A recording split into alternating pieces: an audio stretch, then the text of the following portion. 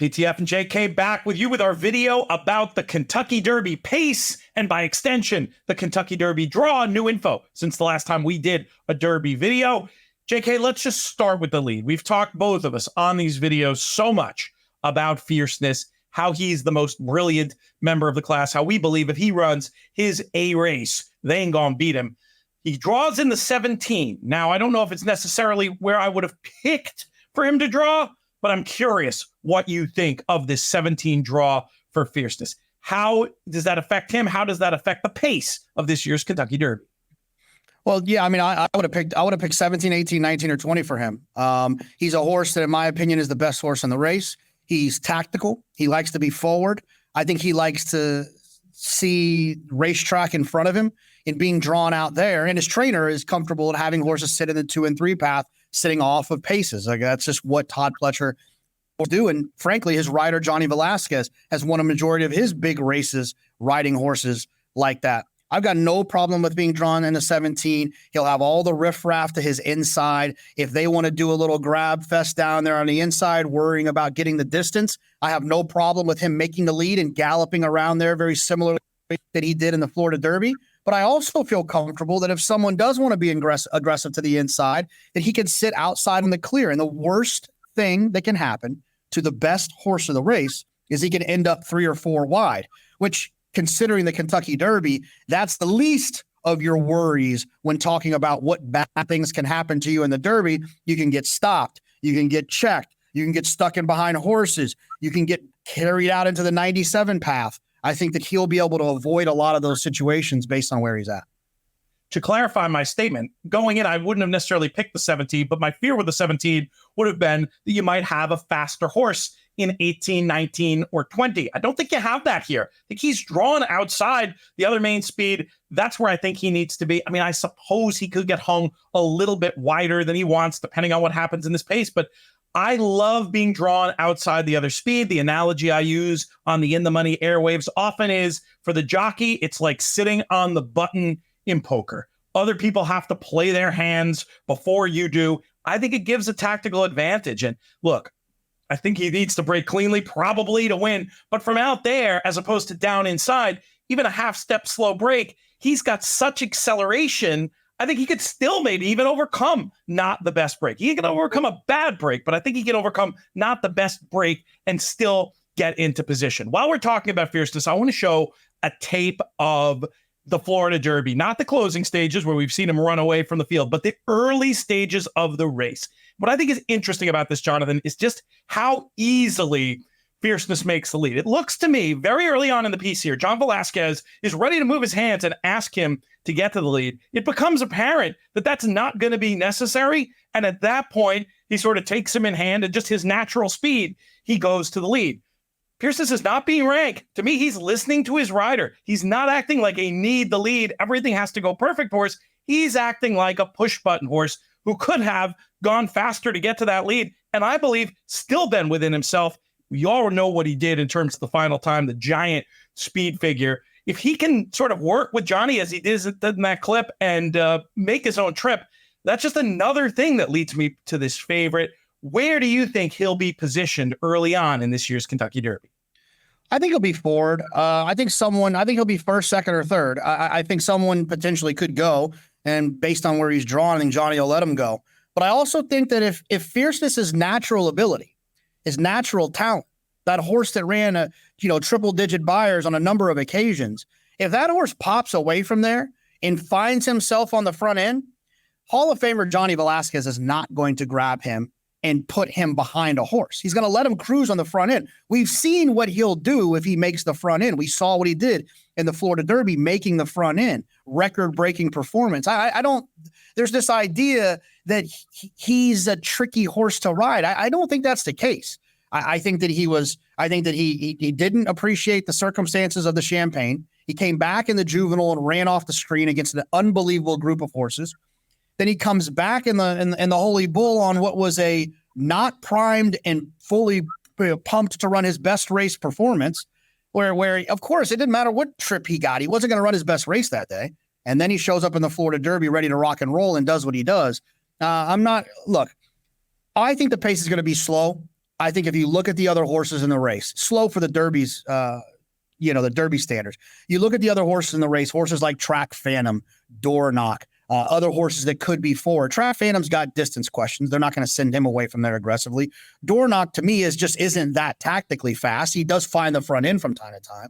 I just don't think they're going to go out there and go 47 flat or 46. There's no Baffert horses in the race who typically speed it up. There's no there's not a Brad Cox runner who doesn't get in the way of his horse's speed that is really, really fast, right? I know Encino made the lead, but he's also going to be going a mile longer than a mile and a 16th for the first time in his life. I don't think they're going to send him away from there aggressively. I think the pace is going to be slow, but I don't care if it's fast. I think that Fierceness is going to end up working out a pretty nice trip from where he's at.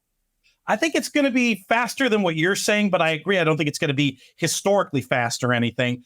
We have the Timeform US pace projector we'll share from our friends over there, Timeform US, a key tool that you and I both use. And it's interesting going through and trying to figure it out. They've got the two runners at the top, Just a Touch, and as well as Track Phantom with Dornoch not far behind. Perhaps Dornoch down on the inside. If he breaks well, I suppose he has no choice but to go forward. That's the kind of thing that could make it a fast pace. I do think it's interesting that in workouts, it looked to me like neither Dornoch nor Track Phantom were being asked for a ton of speed, in the sense of maybe horses they were worried about getting that Derby distance. So, maybe that's get out to the front and hang on. That leaves us with Just a Touch as a horse to talk about as another potential front runner in this spot.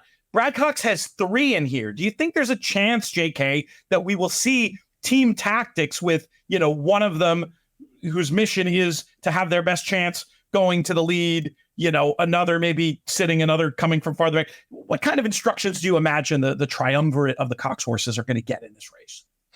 Yeah, forgive my sarcasm.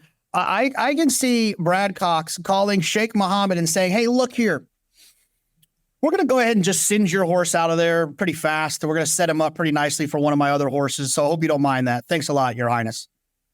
This doesn't happen, right? I think suggesting that. For the record, I was suggesting that. Very often with team tactics, it's because certain horses do their best work from different positions on the track, whether that's front running, stalking, or closing.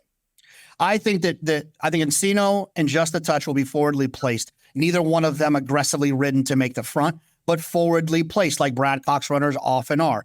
I think Catching Freedom is going to try to get his position moving forward, but he is naturally a slower horse, so he's going early, so he's going to be a little bit further back. I don't think he'll be out the back like he has been. I think that's just kind of a nature of how his races have run. I don't think there'll be team tactics at all, especially but different ownerships. I just think that they're all going to kind of run their race. Encino Just a Touch forward, Catching Freedom as close as he's comfortable, and then allowing him to finish.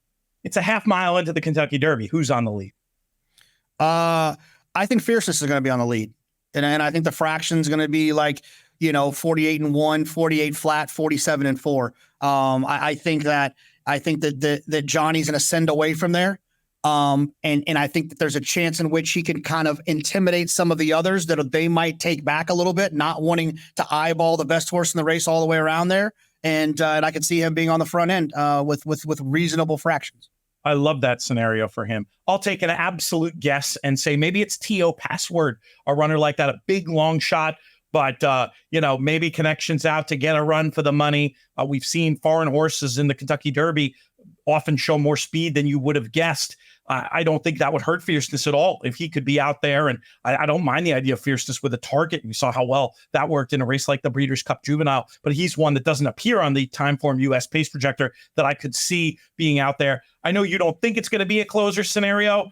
I think it's going to be more closers coming to fill in the spots after Fierceness burns off all the other speed. But I do want to quickly touch on at least one closer, Sierra Leone. For me, I feel like the 2 draw is not ideal. I feel like he's a little bit too inside. I think it might take away their ability to try to get position going forward and sit and force them maybe even more out the back than they want to be. And of course, you can always get caught in that cavalry charge going into the first turn. Look, I'm not meaning it's going to kick Sierra Leone off my tickets, but I don't love the draw. I think it's worth at least talking about. What do you think of the draw for Sierra Leone? It doesn't bother me at all. I mean, if he broke from the 10, he would break away from there and then slowly try to take a left turn to end up in the 2 or the 3 path. Well, he just starts there. He's out the back anyways. I don't see any problem with it. Great stuff. We've got so much more Derby coverage coming up. The best way to make sure you don't miss any of it, 2 things really. Subscribe to our YouTube channel, click the notification bell. Also sign up for our free email, inthemoneypodcast.com/email. Going to have updates on all the great stuff we've coming down the pike this week, including our final answer show. Join us live as part of Derby-thon. You can give generously to some important charitable causes and watch 24 hours of Derby coverage starting on Wednesday at 1 o'clock. To learn more, drf.com/Derbython. And no, I did not say those letters incorrectly. It's you stick around long enough, you live to see everything. PTF and JK collaborating with DRF and America's Best Racing. Once again, make sure you check that out. For JK, I'm PTF. Enjoy the rest of our Kentucky Derby and Oaks content, and may you win all your photos.